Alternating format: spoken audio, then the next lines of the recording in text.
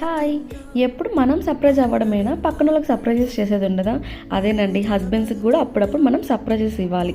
So నా పెళ్ళయ్యాక ఇది 4th బర్త్‌డే. సో ఈసారైతే మేము కొంచెం డిఫరెంట్‌గా కార్‌లో డెకరేట్ చేసి బయట ఎక్కడైనా కేక్ కట్ చేద్దామని ఇలా ఫ్రెండ్స్ అందరం కలిసి అయితే డెకరేషన్ చేస్తున్నాము. తనకు తెలియకుండా సర్ప్రైజ్ చేయాలని అయితే చాలా ట్రై చేశాము.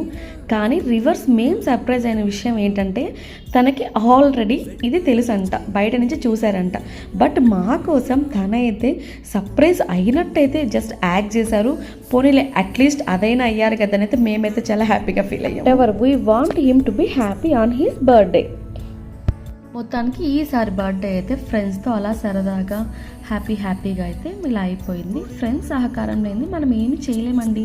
నాకైతే తన బర్త్డే సెలబ్రేట్ చేయడానికి నా ఫ్రెండ్స్ చాలా అంటే చాలా సపోర్ట్ చేశారు. సో ఇది ఓవరాల్గా తన 32nd birthday celebrations. Thanks for the watching. Please follow and subscribe for more videos.